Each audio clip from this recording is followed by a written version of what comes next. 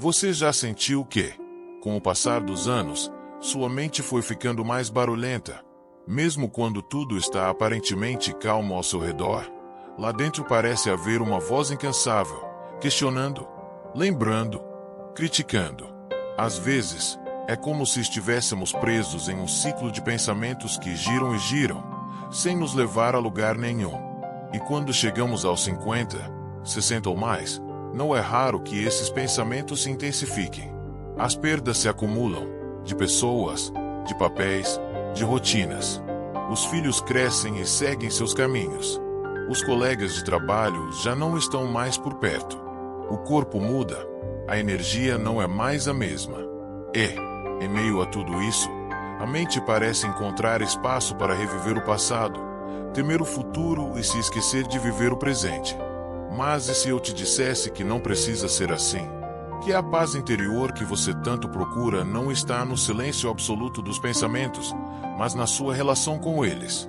A maioria de nós cresceu acreditando que pensamentos negativos são parte inevitável da vida, que eles são quem somos, e que tudo o que podemos fazer é suportá-los em silêncio. No entanto, há uma filosofia antiga que nos ensina algo diferente. O estoicismo, praticado por pensadores como Epicteto, Sêneca e Marco Aurélio, nos mostra que não são os eventos externos que determinam nossa paz, mas sim a forma como os interpretemos. E, mais importante, que essa interpretação pode ser treinada, moldada, transformada. Aos 50 anos ou mais, você não precisa começar do zero. Você tem a seu favor a experiência, a sabedoria e o tempo. O que talvez falte, e isso é normal, é uma bússola interna que te ajude a navegar por esses mares mentais, muitas vezes turbulentos. O estoicismo não é uma filosofia fria ou distante. Ao contrário, é profundamente humana. Ele reconhece o sofrimento, mas nos mostra caminhos para não vivermos escravizados por ele. Ele acolhe a dor, mas também nos oferece ferramentas para encontrar serenidade. Neste texto, quero te convidar a uma jornada prática, real, possível. Vamos explorar juntos 11 atitudes estoicas que podem te ajudar a lidar com pensamentos negativos, não para apagá-los, mas para aprender a conviver com eles sem medo. Vamos falar sobre aceitação, respiração, escrita, perdão, atenção e tantos outros temas que fazem parte da vida de todos nós. Não se trata de mágica, nem de promessas vazias. Trata-se de um reencontro com aquilo que você já tem dentro de si. A capacidade de observar, refletir e escolher com calma como responder à sua própria mente. Então, respire fundo. Dê a si mesmo esse momento. Você chegou até aqui por um motivo. Talvez esteja cansado de carregar o peso de pensamentos que te limitam. Talvez esteja buscando mais leveza, mais sentido, mais clareza. Seja qual for o motivo, saiba que é possível transformar sua relação com sua mente. E tudo começa com um passo, um olhar diferente, uma decisão de não continuar no piloto automático. A liberdade que você busca está mais próxima do que imagina, e ela começa dentro de você. Aceitar os pensamentos em vez de lutar contra eles. Durante muito tempo, acreditamos que controlar a mente significava expulsar dela tudo o que fosse negativo. Como se os pensamentos ruins fossem intrusos indesejáveis que precisassem ser eliminados a qualquer custo.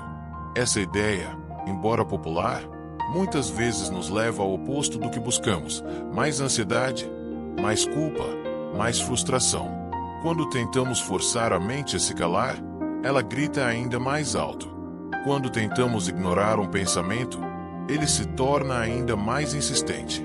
E, aos poucos, acabamos vivendo em guerra com aquilo que acontece dentro de nós. Mas e se essa guerra for desnecessária? O estoicismo nos oferece uma alternativa simples, mas poderosa: aceitar os pensamentos em vez de lutar contra eles. Essa proposta, à primeira vista, pode parecer estranha. Aceitar pensamentos negativos. Por quê? Não seria o mesmo que se render? Mas, na verdade, é exatamente o contrário. Aceitar não é se conformar. Aceitar é reconhecer que o pensamento existe, sem permitir que ele nos domine. É como ver uma nuvem escura no céu. Ela pode estar lá, mas não precisa mudar a forma como você caminha. Ela passa. Sempre passa. A mente humana, especialmente com o passar dos anos, se torna um terreno fértil para memórias, preocupações e interpretações. À medida que acumulamos experiências, também acumulamos histórias internas, muitas das quais estão marcadas por dor, perda, arrependimento ou medo. Aos 50, 60, 70 anos, não é incomum que certos pensamentos se tornem visitantes frequentes. Eu já não sou mais tão útil. Talvez tenha cometido erros imperdoáveis. Será que ainda sou amado? Será que tenho tempo para mudar algo? Esses pensamentos, por mais dolorosos que sejam, não são necessariamente verdades. São apenas isso, pensamentos. Epicteto, um dos grandes nomes do estoicismo, dizia que não nos afeta o que acontece, mas o que dizemos a nós mesmos sobre o que acontece. A frase é profunda e libertadora. Ela nos convida a perceber que não somos obrigados a acreditar em tudo o que nossa mente diz. Podemos observar os pensamentos como observamos uma paisagem pela janela do trem. Eles vêm e vão. Alguns são bonitos, outros perturbadores, mas todos são passageiros. A chave está em não embarcar neles. Ao aceitar um pensamento, estamos dizendo à mente: eu te vejo, mas não sou você. Estamos recusando o convite para o drama interno, para o julgamento, para a luta. Essa postura nos permite respirar com mais calma, reagir com mais sabedoria e seguir com mais leveza. Quando, por exemplo, surge aquele pensamento insistente de eu não sou bom o suficiente, podemos simplesmente notá-lo, sem discutir com ele, sem tentar provar que é mentira. Apenas observar. Interessante. Minha mente está trazendo isso de novo. E seguir com nossas ações. Porque a vida continua, mesmo com os pensamentos. A psicologia moderna, através da terapia de aceitação e compromisso, ACT, confirma essa abordagem. Estudos mostram que aceitar a presença de pensamentos negativos, sem tentar controlá-los ou suprimi-los, pode reduzir significativamente os níveis de ansiedade e depressão. Em vez de resistir, o que fazemos é acolher. E, ao acolher, algo curioso acontece. O pensamento perde força. Ele não desaparece magicamente, mas deixa de nos paralisar, porque não estamos mais lutando contra ele. Aceitar os pensamentos também nos permite construir uma nova relação com nós mesmos. Uma relação de gentileza, de paciência, de compreensão.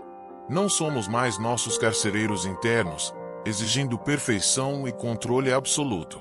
Somos observadores atentos, que sabem que a mente fala muito, mas nem sempre diz coisas que precisamos levar a sério. Podemos dizer a nós mesmos: hoje, minha mente está agitada. E tudo bem. Vou continuar respirando, caminhando, vivendo. Com o tempo e a prática, essa atitude se torna natural. Os pensamentos que antes nos tiravam o sono passam a ser encarados com serenidade. Aprendemos a ver a diferença entre o que pensamos e quem somos. E essa é uma das maiores liberdades que podemos conquistar. A liberdade de não acreditar em tudo que aparece dentro da nossa cabeça. Então, da próxima vez que um pensamento difícil surgir, experimente não reagir. Apenas observe. Diga para si mesmo: isso é apenas um pensamento. Respire fundo. E continue. Porque você não é o que pensa. Você é aquele que observa. E o observador, esse sim, tem o poder de escolher com calma qual caminho seguir. 2. Usar a respiração e a postura para mudar o estado emocional. Às vezes, parece que o mundo dentro de nós está completamente fora de controle. A mente se agita, os pensamentos se atropelam, e o coração acelera como se algo terrível estivesse prestes a acontecer. Nessas horas, temos a impressão de que a única saída seria controlar os pensamentos. Mas o estoicismo nos lembra de algo essencial. Antes mesmo de tentar acalmar a mente, podemos começar pelo corpo. Pode parecer simples demais, mas a verdade é que a forma como usamos o nosso corpo tem um impacto profundo sobre aquilo que sentimos. A respiração, a postura, o olhar, Tudo isso comunica à nossa mente uma mensagem. Se encolhemos os ombros, respiramos de forma rápida e superficial, desviamos o olhar e contraímos o corpo, estamos dizendo a nós mesmos, ainda que sem palavras, há algo errado, estamos em perigo. E a mente responde a isso com ainda mais ansiedade. Por outro lado, quando respiramos fundo, abrimos o peito, mantemos a coluna ereta e olhamos para frente com firmeza, enviamos uma mensagem completamente diferente. Está tudo bem, podemos seguir. A mente se tranquiliza, não porque os pensamentos sumiram, mas porque o corpo deixou de alimentar o medo. Marco Aurélio, imperador e filósofo estoico, já falava sobre isso. Para ele, enfrentar as dificuldades da vida não era apenas uma questão de pensamento, era uma questão de presença física. Ele sabia que a forma como nos posicionamos no mundo influencia diretamente a forma como a mente nos responde. E a ciência atual confirma. A respiração profunda ativa o sistema nervoso parasimpático, aquele responsável por nos acalmar, regular o batimento cardíaco e restaurar o equilíbrio. Você pode experimentar agora mesmo. Sente-se confortavelmente. Solte os ombros. Inspire pelo nariz contando até 4. Segure o ar por 4 segundos. E então expire lentamente pela boca, contando até 6. Faça isso 3 vezes. Esse simples exercício já é suficiente para enviar à sua mente um sinal de que não há perigo, que você está no comando, que pode enfrentar o que vier. A postura também tem um papel fundamental. Pesquisas mostram que adotar posturas expansivas, como ficar em pé com as mãos na cintura, as costas retas e o olhar elevado, pode aumentar os níveis de confiança e diminuir os hormônios do estresse. Esse gesto, conhecido como postura de super-herói, não é apenas simbólico. Ele tem um efeito real sobre a química do cérebro. Muitas vezes, especialmente com o passar dos anos, acostumamos-nos a encolher o corpo. A dor nas costas, o cansaço, o desânimo, tudo isso contribui para que nosso corpo vá se retraindo. E, com ele, a nossa mente também se fecha. Mas podemos reverter isso. Não com esforço sobre-humano, mas com pequenos gestos conscientes ao longo do dia. Imagine, por exemplo, uma manhã em que você acorda com pensamentos pesados. Em vez de se sentar na cama pensando no que está errado, experimente simplesmente se levantar, alongar o corpo, inspirar profundamente e caminhar até a janela. Sinta o ar entrando, a luz do dia tocando sua pele. Esses momentos simples são, na prática, atos estoicos. São formas de dizer à mente: não vamos nos entregar. O estoicismo não é uma filosofia de força bruta, mas de domínio gentil. Ele nos ensina que não precisamos esperar pela motivação ou por um pensamento positivo para agir. Podemos começar com o corpo, com um passo, com uma respiração. E, ao fazermos isso, damos à mente a oportunidade de nos acompanhar, em vez de nos arrastar para o abismo da ansiedade. Esse ensinamento é especialmente valioso para quem já viveu o suficiente para saber que nem todos os dias são fáceis. Após os 50 anos, enfrentamos perdas, mudanças, dúvidas sobre o futuro. Mas também temos algo precioso: a consciência de que pequenos gestos fazem grandes diferenças. A respiração e a postura não são apenas ferramentas, são lembretes de que ainda estamos aqui, vivos, capazes, presentes. Então, da próxima vez que se sentir dominado por pensamentos negativos, não tente vencê-los com mais pensamentos. Comece com o corpo. Respire. Endireite-se. Caminhe. Seu corpo pode ser o primeiro passo na direção da serenidade que você tanto busca. E a cada gesto consciente, você ensina à sua mente uma nova linguagem. A linguagem da calma, da presença e da força silenciosa que só a maturidade pode trazer. 3. Identificar os pensamentos negativos. Uma das armadilhas mais perigosas da mente é acreditar que tudo o que pensamos é verdade. Quando um pensamento aparece, especialmente se é repetitivo, acabamos assumindo que ele carrega alguma sabedoria, alguma previsão do futuro ou uma leitura correta da realidade. Mas será mesmo? Será que tudo aquilo que nossa mente nos diz é digno de crédito? Com o passar dos anos, esses pensamentos se tornam ainda mais sutis e persistentes. Depois dos 50, é comum escutar, dentro de si, vozes como: já estou velho demais para mudar, as oportunidades passaram, eu deveria ter feito diferente, não sou mais importante como antes, ninguém se importa comigo. São frases que carregam um peso emocional enorme, mas que, muitas vezes, não resistem a uma análise mais cuidadosa. Elas não são fatos, são interpretações. São ecos de crenças antigas, alimentadas por experiências dolorosas ou medos não resolvidos. Os estoicos, há mais de 2000 anos, já alertavam sobre isso. Marco Aurélio escrevia em suas meditações que grande parte do nosso sofrimento vem da forma distorcida como percebemos a realidade. Ele nos ensinava a observar os pensamentos como quem observa o céu, com curiosidade, mas sem apego. E, acima de tudo, com coragem para questionar: isso é real ou é uma história que minha mente está contando? Identificar os pensamentos negativos é um exercício de lucidez. É parar por um instante e perguntar: de onde vem isso? Essa ideia já apareceu antes. Ela sempre me leva para o mesmo lugar. Muitas vezes, você vai perceber padrões. Talvez sempre que algo sai diferente do planejado, sua mente diga que você fracassou.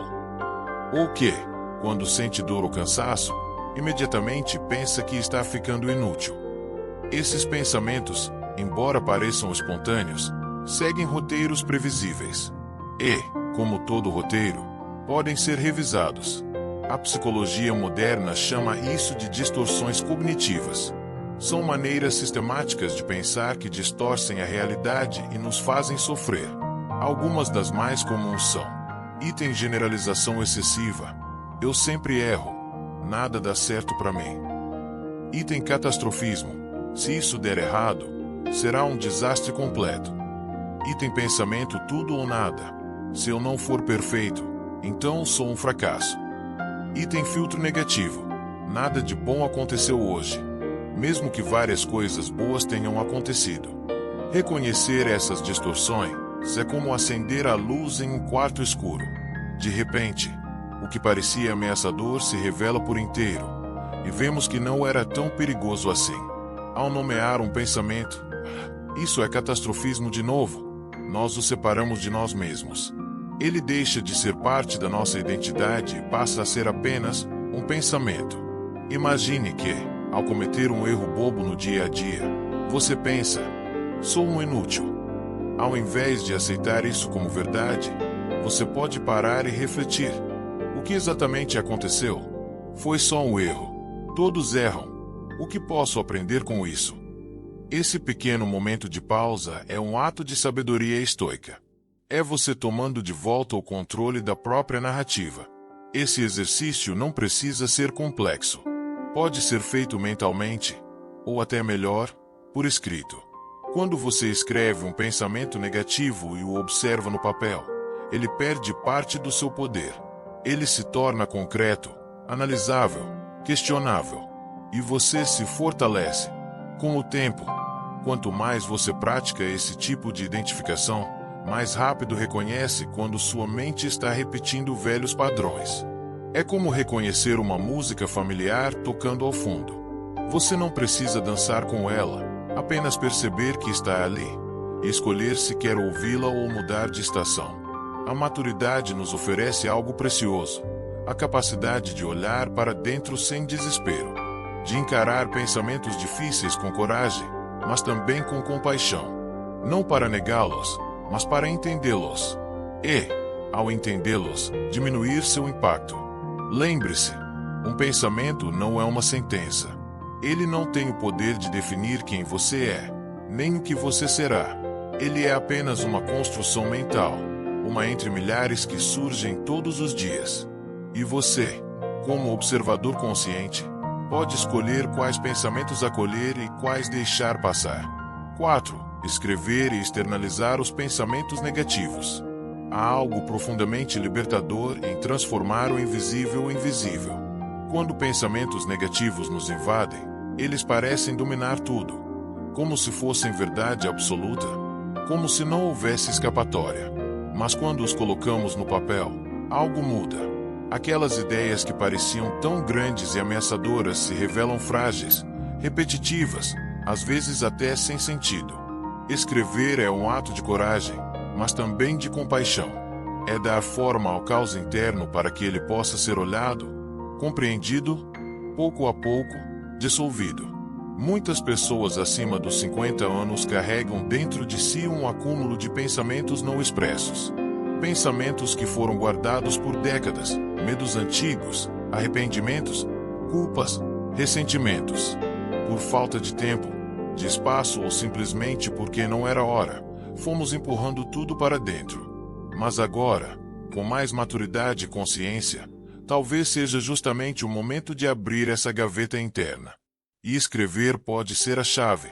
Não é necessário ser um escritor. Não é preciso saber pontuar corretamente, nem escrever bonito. O que importa aqui é a sinceridade. É permitir que aquilo que está dentro venha à tona, sem filtro, sem julgamento. Pegue um caderno, uma folha solta, ou mesmo o bloco de notas do celular. Escolha um momento tranquilo do seu dia, talvez logo ao acordar ou antes de dormir, e simplesmente escreva sobre o que está sentindo, sobre o que o preocupa, sobre os pensamentos que o visitaram durante o dia. Você pode começar com frases simples. Hoje, minha mente me disse que eu sou inútil. Hoje, me senti esquecido. Hoje, lembrei de algo que me feriu há muitos anos. Ao colocar isso no papel, você tira esses pensamentos do escuro. Você os externaliza, dá nome a eles. E o que é nomeado perde parte do seu poder. A mente gosta de mistérios, de exageros. Mas, quando vemos o pensamento diante de nós, por escrito, percebemos que ele é apenas uma ideia, não uma sentença. Um exercício que pode ser útil, e até leve, é dar nomes criativos aos seus pensamentos negativos. Se a sua mente insiste em dizer que ninguém te ama, você pode chamar esse pensamento de a novela dramática das 8. Se ela sempre repete que você fracassou na vida, chame de o crítico de cinema aposentado. Brincar com essas vozes internas não é desrespeito. É uma forma inteligente de tirar delas a seriedade excessiva que carregam. É lembrar que você está no controle e que esses pensamentos são só isso, pensamentos. A ciência também apoia essa prática. Estudos sobre a escrita expressiva mostram que escrever sobre emoções difíceis reduz os níveis de estresse, melhora o sono e até fortalece o sistema imunológico. Isso acontece porque escrever nos permite organizar as emoções, ver padrões, elaborar memórias. É como esvaziar uma gaveta bagunçada. Enquanto tudo está lá dentro, fechado, parece um caos. Mas quando tiramos tudo e colocamos sobre a mesa, podemos escolher o que guardar, o que jogar fora, o que doar. E o mesmo acontece com os pensamentos. Na tradição estoica, escrever era uma prática constante. Marco Aurélio, por exemplo, escreveu seus pensamentos mais íntimos todas as noites. Não para publicá-los, mas para organizar sua mente.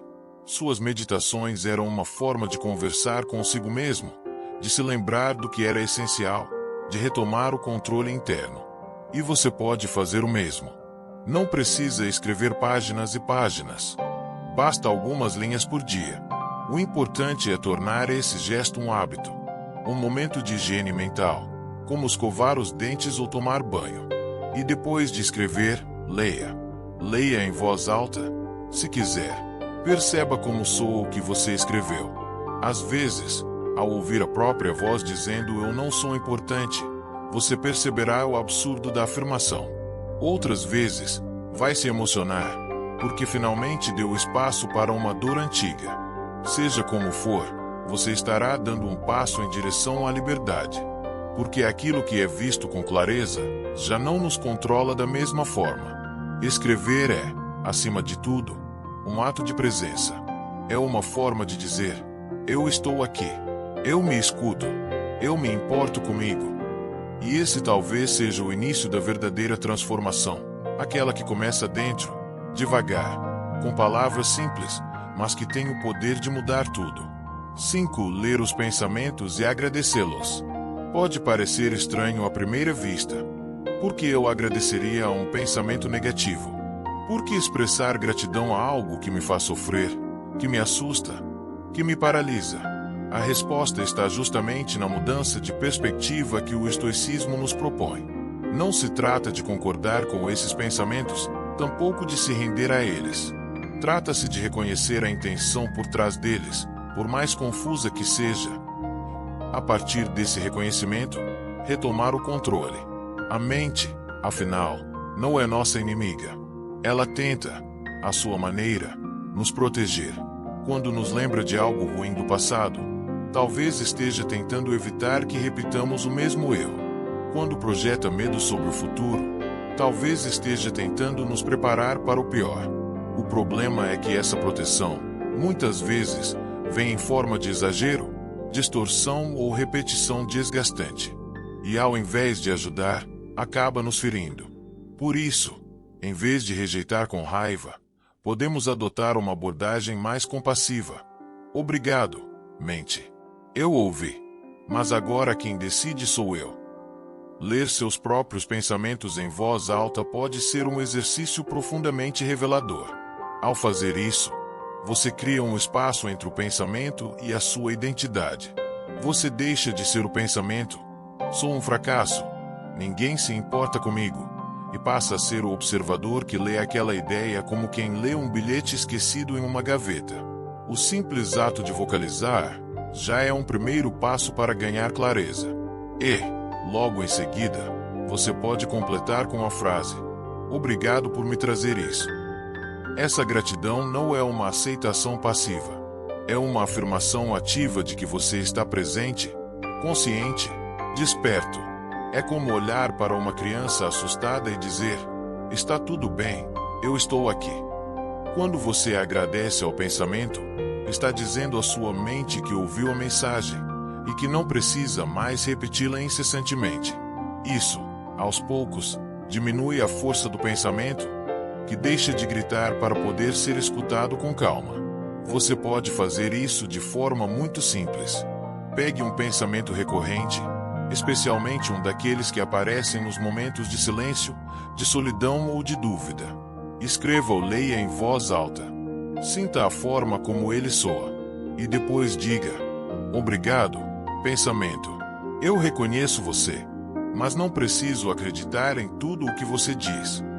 Esse pequeno ritual tem um efeito poderoso. Ele transforma a relação com sua mente. E, com o tempo, transforma a forma como você se sente consigo mesmo. Imagine sua mente como um assistente mal treinado, alguém que quer te lembrar o tempo todo dos perigos, das falhas, dos riscos. Ele não quer o seu mal, apenas não aprendeu a se comunicar melhor. Se toda vez que ele aparece você o ignora ou o repreende com violência, ele volta mais alto, mais ansioso. Mas se você o escuta com firmeza e gentileza, ele começa a confiar em você. E a mente, como esse assistente, começa a colaborar, em vez de sabotar. Epicteto dizia que não são os eventos que nos perturbam, mas as opiniões que temos sobre eles. Da mesma forma, não são os pensamentos negativos que nos machucam, mas a forma como reagimos a eles. Se os enxergamos como monstros, fugimos. Se os vemos como mensageiros, escutamos, agradecemos e seguimos em frente. Com o tempo, essa prática se torna um hábito natural. A cada pensamento difícil, você respira fundo, ouve, agradece e continua seu caminho. Não é negação, é maturidade. É saber que você tem o poder de escolher quais pensamentos merecem a sua atenção e quais podem simplesmente ser liberados com um simples obrigado. 6. A neuroplasticidade permite reprogramar o cérebro. Durante muito tempo, acreditou-se que o cérebro humano era como uma pedra. Uma vez moldado, não poderia mais ser transformado. Essa ideia, que perdurou por séculos, gerou um sentimento de impotência em muitas pessoas, especialmente naquelas que passaram dos 50, 60 ou 70 anos. Quantas vezes você já ouviu, ou disse, frases como: Eu sou assim mesmo. Não adianta tentar mudar agora. Depois de uma certa idade, a gente não aprende mais. Mas hoje, a ciência nos mostra que isso não é verdade. O cérebro é, na verdade, como um jardim, e pode ser replantado, refeito, cultivado em qualquer fase da vida. Esse fenômeno se chama neuroplasticidade. Ele descreve a incrível capacidade do cérebro de se adaptar, criar novas conexões, e até mudar de estrutura com base nas experiências, hábitos e pensamentos. Em outras palavras, mesmo depois de décadas de pensamento negativo, de padrões de medo ou de crenças limitantes, é possível construir novos caminhos mentais. E isso não é uma metáfora, é fisiologia pura. O cérebro aprende enquanto respiramos, e recomeçar nunca é tarde. Imagine por um instante que sua mente é como uma trilha em meio à floresta. Aquilo que você percorre todos os dias vai se tornando mais batido, mais fácil de seguir. Se você, por anos, repetiu pensamentos como não sou bom o suficiente, vai dar tudo errado, ninguém me entende, essas trilhas se tornaram automáticas. A boa notícia é que, com repetição e intenção, você pode abrir novos caminhos. Eu posso aprender. Isso também vai passar. Ainda há beleza na vida. No início, esses novos caminhos parecem difíceis, quase artificiais. É como andar em um terreno cheio de mato alto. Mas, à medida que você insiste, a passagem se abre. E o antigo caminho, pouco a pouco, começa a se fechar. Esse é o poder da neuroplasticidade. O que antes era automático pode ser modificado com prática consciente. A ciência comprova isso com clareza. Estudos de neuroimagem mostram que pensamentos positivos ativam o córtex pré-frontal, região do cérebro associada à tomada de decisão e ao controle emocional. Ao mesmo tempo, essa prática reduz a atividade da amígdala, parte do cérebro ligada ao medo e ao estresse. Isso significa que, ao treinar sua mente para focar no que está sob seu controle, você fortalece sua capacidade de manter a calma, tomar boas decisões e evitar reações impulsivas. E como fazer isso na prática? Com pequenos hábitos diários. A meditação, por exemplo, é uma ferramenta poderosa. E não precisa ser algo complicado. Meditar pode ser tão simples quanto sentar-se em silêncio por alguns minutos, prestar atenção na própria respiração e perceber os pensamentos que vêm, sem se apegar a nenhum. Cada vez que você nota que a mente se desviou e atrás de volta, está treinando o músculo da atenção. E esse músculo, com o tempo, fica mais forte. Outra prática valiosa é o uso consciente da linguagem. Aquilo que você diz a si mesmo tem poder. Se você repete diariamente "não dou conta, minha cabeça não funciona mais, não sirvo para isso", está fortalecendo caminhos mentais de limitação. Mas se, com delicadeza, começar a afirmar "estou aprendendo, vou tentar com calma, estou fazendo o meu melhor", novos circuitos se formam. Não é auto-engano, é reaprendizagem. Os estoicos sabiam disso, mesmo sem o vocabulário da neurociência moderna. Marco Aurélio escrevia todos os dias para lembrar a si mesmo de que as emoções são passageiras e de que o poder está na forma como respondemos aos eventos da vida. Era sua forma de moldar a mente com disciplina, intenção e constância. É importante lembrar que essa mudança não acontece da noite para o dia.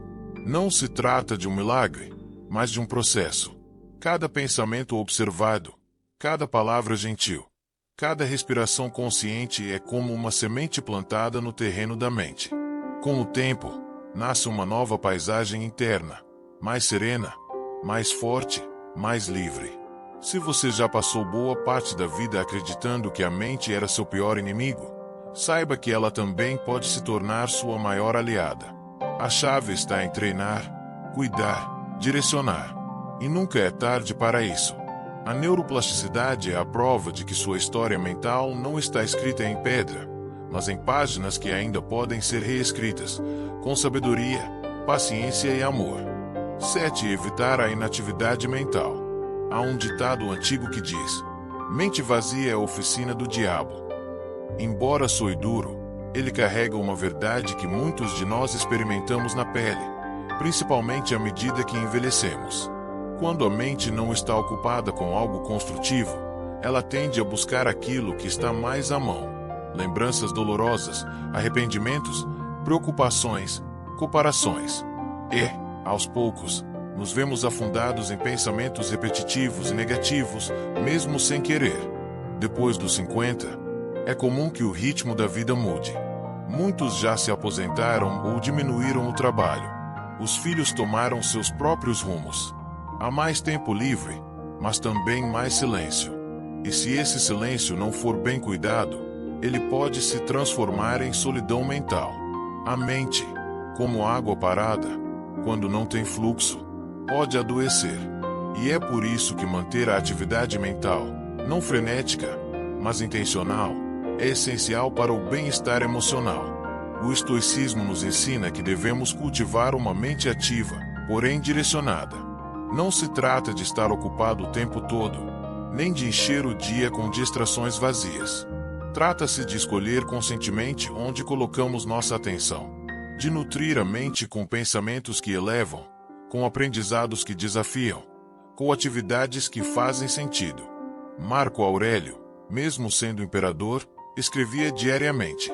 Não por obrigação, mas porque compreendia o valor de manter a mente em movimento. Sêneca alertava sobre o perigo da ociosidade mental, não apenas a falta de ação, mas a falta de propósito. Eles sabiam que uma mente sem direção é mais vulnerável ao desânimo, ao medo e à negatividade. E o que podemos fazer, na prática, para evitar essa inatividade mental? A resposta está nas pequenas escolhas diárias. Ler um bom livro, escrever algumas linhas em um caderno, aprender algo novo, um idioma, uma receita, uma canção. Resolver um quebra-cabeça, cuidar de uma horta, organizar fotos antigas. Até mesmo assistir a um documentário que desperte curiosidade pode ser uma forma de manter o cérebro desperto. O que importa não é a complexidade da atividade, mas o envolvimento com ela. Quando nos engajamos de verdade, a mente se ilumina, se fortalece, se renova. A meditação ativa também é uma aliada poderosa. E ela não precisa acontecer apenas sentado em silêncio. Você pode meditar enquanto caminha, enquanto cozinha, enquanto cuida da casa. Basta estar presente no que está fazendo, atento ao momento, à respiração, aos movimentos. Isso ajuda a quebrar o ciclo da ruminação mental, aquele hábito de ficar girando em torno dos mesmos pensamentos sem chegar a lugar algum. Além disso, manter contato com pessoas que nos inspiram, que gostam de conversar sobre ideias, que compartilham boas histórias, também nutre a mente. Às vezes, uma simples conversa pode renovar nossas perspectivas, abrir janelas internas que estavam fechadas há muito tempo. Evitar a inatividade mental não significa fugir do descanso. O descanso é necessário, reparador, mas é diferente da passividade. Descansar com presença é diferente de se deixar levar pelo piloto automático da mente. E quanto mais praticamos esse uso consciente do tempo, mais percebemos que temos um poder enorme sobre a qualidade da nossa vida mental. Não deixe que a mente vire terra de ninguém. Cultive-a como quem cuida de um jardim. Com carinho, com paciência, com atenção. Cada nova atividade, por menor que seja, pode ser um antídoto contra a estagnação. E com o tempo, você perceberá que os pensamentos negativos já não encontram tanto espaço para crescer. Porque onde há movimento, há vida. E uma mente viva é uma mente em paz. 8. Praticar o perdão a si mesmo. Com o passar dos anos, vamos acumulando memórias, algumas doces, outras amargas. Olhamos para trás e vemos momentos que nos enchem de orgulho, mas também situações que preferíamos esquecer. Decisões que não tomamos, palavras que dissemos com raiva, oportunidades que deixamos escapar, pessoas que magoamos ou que nos magoaram. E muitas vezes, mesmo depois de tanto tempo, essas lembranças continuam nos visitando, como se dissessem: você falhou, você deveria ter feito diferente. É natural sentir isso. Todos nós, em algum momento, somos atravessados pela culpa. Mas o estoicismo nos convida a uma reflexão mais profunda. De que adianta se castigar por algo que já passou, se isso não contribui para uma mudança real? Marco Aurélio dizia que a culpa só tem sentido se nos move para a ação. Sentir-se mal por um erro, sem fazer nada a respeito, é permanecer preso ao passado, carregando um peso que já não serve para nada. Perdoar a si mesmo não é esquecer. Não é apagar o que aconteceu. É olhar com honestidade para o que foi, reconhecer as falhas com humildade, ainda assim, escolher seguir em frente com dignidade. Porque você não é o erro que cometeu. Você é a pessoa que, mesmo com esse erro, continua tentando ser melhor. Depois dos 50, esse exercício de autocompaixão se torna ainda mais importante. Afinal, a maturidade nos permite ver a vida com mais clareza. Conseguimos entender que, muitas vezes, fizemos o melhor que podíamos com as ferramentas que tínhamos naquele momento. E se pudéssemos voltar no tempo, talvez fizéssemos diferente. Mas isso só é possível porque hoje somos alguém que ontem ainda não existia. A prática do perdão a si mesmo começa com a escuta. É preciso ouvir a dor que ainda pulsa dentro de nós, sem julgá-la. Permitir-se sentir a tristeza, a vergonha, o arrependimento, mas sem se afundar neles. Depois, é hora de escrever. Colocar no papel aquilo que ainda machuca. Eu me arrependo de... Eu ainda carrego culpa por... Eu gostaria de ter feito diferente. E então, com gentileza, perguntar a si mesmo: o que eu estava tentando fazer naquele momento? O que eu aprendi com essa situação? Se um amigo me contasse isso, como eu o acolheria? Essa última pergunta é poderosa. Porque, muitas vezes, somos capazes de oferecer empatia e perdão a todos, menos a nós mesmos. Tratamos nossas próprias falhas com dureza, como se fossemos obrigados a acertar sempre, como se não fossemos humanos. Mas somos humanos, com tudo o que isso carrega: fragilidade, confusão, tentativa, desejo de acertar e também, inevitavelmente, erros. A autocompaixão não é indulgência. Não é se isentar de responsabilidade.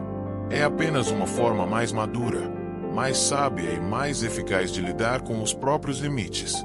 Estudos mostram que pessoas que praticam o perdão a si mesmas têm menos ansiedade, menos depressão e maior bem-estar geral.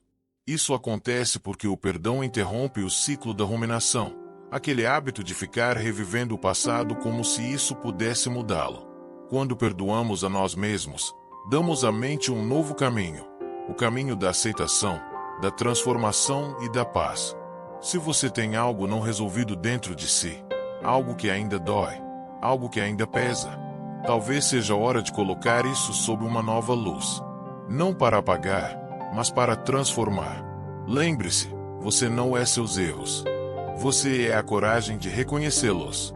E é essa coragem que abre caminho para uma vida mais leve, mais gentil, mais verdadeira. 9. Criar um ambiente positivo que apoie a sua mente. A mente, por mais poderosa que seja, não funciona sozinha. Ela é profundamente influenciada pelo ambiente que nos cerca, pelas palavras que ouvimos, pelas pessoas com quem convivemos, pelos conteúdos que consumimos, pelos sons, pelas imagens, até pelos objetos que estão ao nosso redor. E, muitas vezes, sem perceber, estamos alimentando nossa mente com estímulos que enfraquecem, que drenam nossa energia, que reforçam os pensamentos negativos que tentamos combater. Depois dos 50, esse cuidado com o ambiente se torna ainda mais valioso. Com mais tempo em casa, mais silêncio em volta, o que entra em nossa mente ganha mais espaço. E se não formos cuidadosos, podemos acabar vivendo em um cenário que nos puxa para baixo, mesmo sem querer. Epicteto nos alertava: evite as companhias que fazem mal à sua alma. E esse conselho não vale apenas para pessoas tóxicas, mas também para os hábitos que nos cercam no dia a dia. Começar o dia assistindo a notícias violentas, por exemplo, pode deixar a mente em estado de alerta, alimentando o medo e o pessimismo. Participar constantemente de conversas recheadas de queixas, Críticas e fofocas podem nos deixar emocionalmente esgotados, mesmo que não tenhamos dito uma palavra. Criar um ambiente positivo não significa viver numa bolha, ignorando os problemas do mundo. Significa escolher, com consciência, aquilo que queremos deixar entrar em nossa mente. Significa colocar filtros, assim como colocamos cortinas para dosar a luz do sol. Você pode começar com pequenos gestos. De manhã, em vez de ligar a TV nas primeiras notícias, que tal ouvir uma música suave ou ler um trecho inspirador? Que tal criar um cantinho em casa com flores, uma cadeira confortável e um livro à mão? Pode parecer simples, mas esses detalhes criam uma atmosfera de acolhimento e leveza, algo que sua mente sente, mesmo sem que você perceba. Observe também as suas relações. Há pessoas que nos enchem de vida com uma simples conversa. Outras, infelizmente, apenas reforçam sentimentos de impotência, amargura e medo. Sempre que possível, aproxime-se de quem te faz bem. Não é necessário cortar laços, basta aprender a estabelecer limites. Você pode escolher com quem dividir seu tempo e energia. E lembre-se, o conteúdo que você consome também conta. Siga páginas que te inspiram, que te ensinam algo novo, que te fazem rir com leveza. Desligue o que te agita, o que te angustia, o que apenas repete o mesmo ciclo de medo e ruído. Você é o jardineiro da sua mente. E o ambiente ao seu redor é o solo onde seus pensamentos crescem. Cuide dele com carinho. Nutra-o com beleza, com sabedoria, com amor. Porque uma mente tranquila não nasce apenas de dentro, ela também floresce do lado de fora. Deve-se entender a origem dos pensamentos negativos. Pensamentos negativos não aparecem do nada. Eles têm raízes que, muitas vezes, foram plantadas há muito tempo, ainda na infância, na juventude, em experiências marcantes que deixaram cicatrizes invisíveis. E se quisermos aprender a lidar melhor com esses pensamentos, é importante olhar com honestidade para a sua origem. Não para nos prender ao passado, mas para compreendê-lo. Porque aquilo que entendemos, podemos transformar. Quantos pensamentos que hoje nos machucam foram herdados de frases que ouvimos repetidamente? Você não é bom o suficiente. Você nunca vai dar certo. Homem não chora. Mulher tem que aguentar. Ou mesmo, você tem que ser forte o tempo todo. Essas mensagens, mesmo que ditas com outra intenção, foram sendo absorvidas ao longo da vida. E o tempo, em vez de apagá-las, muitas vezes as reforçou. Elas se transformaram em crenças, ideias que aceitamos como verdades absolutas, mesmo sem nunca questionar. O estoicismo nos ensina que não são os acontecimentos que nos ferem, mas a interpretação que damos a eles. Um mesmo fato pode ser visto de formas completamente diferentes, dependendo da história que contamos a nós mesmos. Perder um emprego, por exemplo, pode ser vivido como uma tragédia sem fim, ou como um recomeço difícil, mas possível. Ser criticado pode ser interpretado como uma humilhação, ou como uma oportunidade de crescer. Quando não questionamos nossos pensamentos, eles se tornam lentes pelas quais enxergamos tudo. E essas lentes, muitas vezes, estão sujas pelas mágoas do passado. Por isso, é essencial parar e perguntar: esse pensamento é mesmo meu? De onde ele veio? Ele ainda me serve? A psicologia moderna, especialmente através da terapia cognitivo-comportamental, confirma essa ideia. Nossos pensamentos influenciam diretamente as nossas emoções. E muitos deles são distorcidos, exagerados, herdados. Se os deixamos passar sem filtro, eles ganham poder.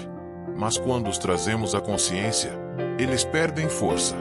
Um exercício simples, mas poderoso, é imaginar que você está conversando com seu eu interior de 10, 20 ou 30 anos atrás. Quais mensagens ele recebeu? Quais medos ainda o assombram? Quais palavras ele ainda carrega como feridas abertas? E agora, com a sabedoria que tem hoje, o que você diria a ele? Aos poucos, você perceberá que muitos dos pensamentos que o limitam hoje não pertencem ao seu presente. Eles são ecos antigos. E como ecos, só continuam ressoando se houver paredes para refletir o som. Quando você os reconhece, os ouve com atenção e os acolhe com maturidade, essas paredes começam a cair. Você não precisa lutar contra os pensamentos negativos, mas pode aprender a compreendê-los.